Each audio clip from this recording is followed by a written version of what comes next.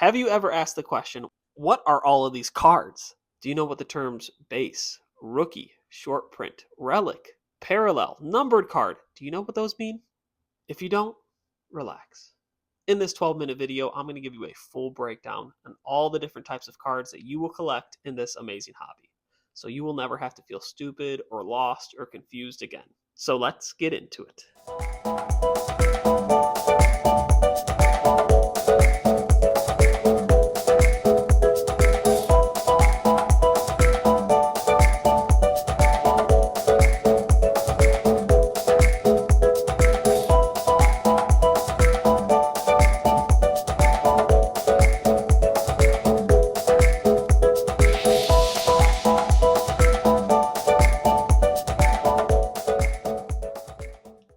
Welcome back to Card Collecting 101. Episode 1 was all about the How to Start roadmap.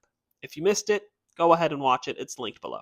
Today is episode 2, the video I wish existed when I started, because I spent months calling refractors shiny base cards. We're going to cover mostly sports cards terminology in this video, but don't worry, if you don't collect sports cards, this will still be helpful for you. By the end of this video, you're going to be a seasoned pro and sound like you've been collecting for years. So go ahead and smash that like button if you've ever been confused by card terminology, because I promise you, you're not alone on that. Our first category of cards is going to be what's labeled a base card. That is literally what it's called, a base card. This is going to be 99% of all the cards that you will ever open from a pack. These are not shiny, not refractive, not very colorful, just simple base, a lot of repetitive. These are going to be worth about $1 to maybe $5 at the most. They are very, very common. Honestly, most people don't really collect them because they're not worth that much.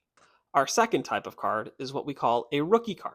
This is very similar to the base style of a card, but they have a little logo on them that say RC on it or rookie card, and they were just for people that are brand new to the sport. So for football, they're players that just got drafted. For basketball, it's the same thing. They just got drafted. Sometimes for baseball too, it can say prospect. And those are people that are still developing in the minor leagues. And that can be the same thing for a lot of college cards as well. This would be the official rookie card of that player. Some brands like Topps Chrome and Prizm, they will still have rookie cards, but they just won't put the RC logo on those cards. So they will be worth a lot less. So rookie logo means that it's worth more than a non-rookie logo. Make sure to check your cards to see if you have any rookie cards you did not think were rookie cards. Our third type of card is what we call a parallel or a color. These are going to be all over the rainbow, and people like to collect these so they can collect the rainbow. These are the exact same style as the base cards, but they just have different colors or finishes on them. The order of rarity, for 2025 at least, would be silver to green to purple to red to gold to black. There are also some other colors thrown in there that can be teal, blue, magenta, pink, but for the most part, they'll stick to those main color groups. This brings us to our fourth category that I'm going to call our refractor category.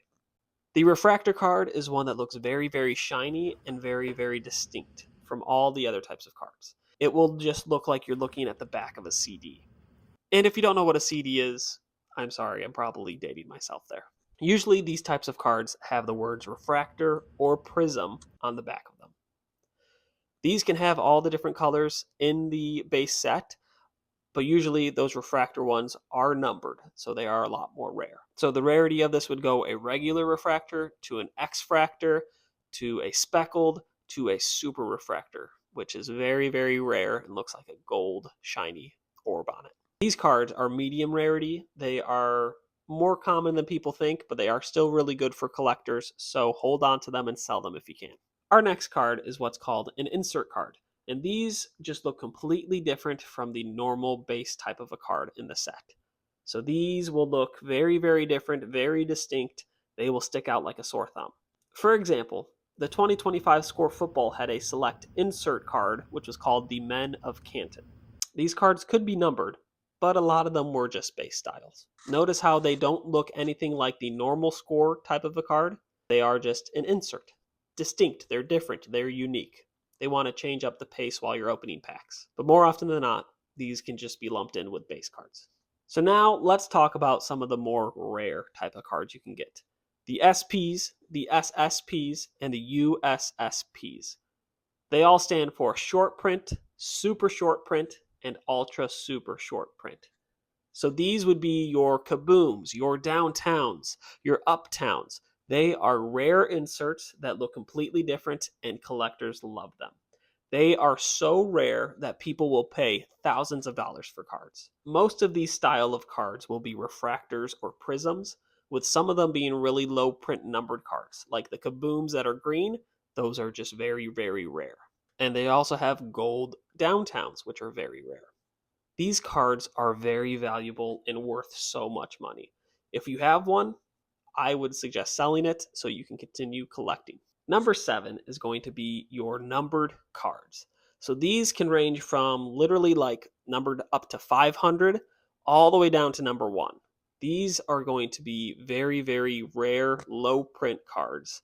They will be very distinct, very different styles. There will also be a numbered stamp on either the front or the back of the card to tell you how many of these cards were made. The lower the number, the more rare and more valuable the card is. Number 8, autographs and patches. I've lumped these two together because sometimes they go hand in hand. More often than not, though, you will find autographs on a card by themselves and patches in a card by themselves. These can be worth a lot of money, especially if the patches are game worn, but more often than not, autographs are always worth more than patches. So if you see a card that has an autograph on it, great, hold on to it, find out what it's worth because it's going to be a good card for you.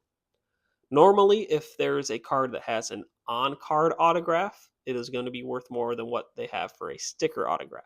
You can tell the difference because one is literally drawn on the card and the other one has a reflective sticker on the background of it. Normally, the on-card autographs will be numbered. So be sure that you're checking your cards to see if the autographs are on the card or if they're a sticker. For patches, if you find a certain logo of like the NFL logo or the MLB or a certain team logo from the patch, that's going to be worth a lot more than just a regular patch.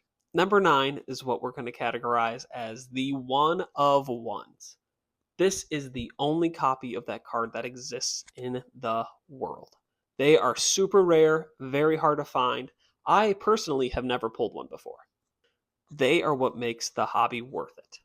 These cards keep collectors coming back for more and more. These are the gems that you are trying to find. They are the needle in the haystack. They are ultra rare, nearly impossible to find. If you've opened up a one-on-one, go ahead and leave a comment. I want to know what card you pulled, from what set, and how much it's worth. And last but not least, we should talk about graded cards. Graded cards are what kind of keeps the community going and keeps the sales liquid. They are the bread and butter. They are the lifeline for the card community. Graded cards ensure that a card will stay pristine and clean and safe throughout its entire lifespan. So grades that cards can get can span from numbers 1 all the way up to 10, with 1 being one of the more beat up, old, rough looking cards, to number 10 being the cleanest of the clean, the gem mints of the cards. They are perfect and pristine. A 10 is what you want to find. There are a couple of different companies that you can use to grade your cards. PSA is the most popular one, followed by Beckett, followed by CGC. And there's a bunch of other smaller ones out there, but my personal favorite of the new bunch would be called Tag. It uses AI to grade your card. They're my personal favorite because they tell you why your card got the grade that it did. No other grading company that I know of does this. It can show you where the dings are on the card. It can show you where marks are. It can tell you what's wrong with the centering. It is so worth it to have the peace of mind to know this is what's wrong with my card and why it got the score that it did. Go ahead and leave a comment for who your favorite grading company is. I want to hear from you why you trust that company to grade your cards. So there you have it, the 10 different types of cards that you can pull from packs today. Don't worry, if you're still lost, I made a cheat sheet just for you. I have it linked in the description below. So go ahead, open it up, print it off if you want to. It is completely free and it is for you. So now when you watch another YouTuber that says, I just pulled the gold vinyl super refractor 1 of 1 auto patch, you'll know exactly what they're talking about. You'll know that they literally just won the lottery. I wish you the best of luck as you go on this fun adventure of opening up cards and figuring out what kind of cards you get. If this video helped clear things up for you, go ahead and subscribe because I've got a lot more videos like this to help you. We are turning confused beginners into confident collectors every single week. Now go out and sort your cards into these different sections of cards. It's going to help you in the long run, and you can brag to your friends that you know what you're doing now. Our next episode is going to drop soon, so make sure that you're following for more. And I'll see you in the next one.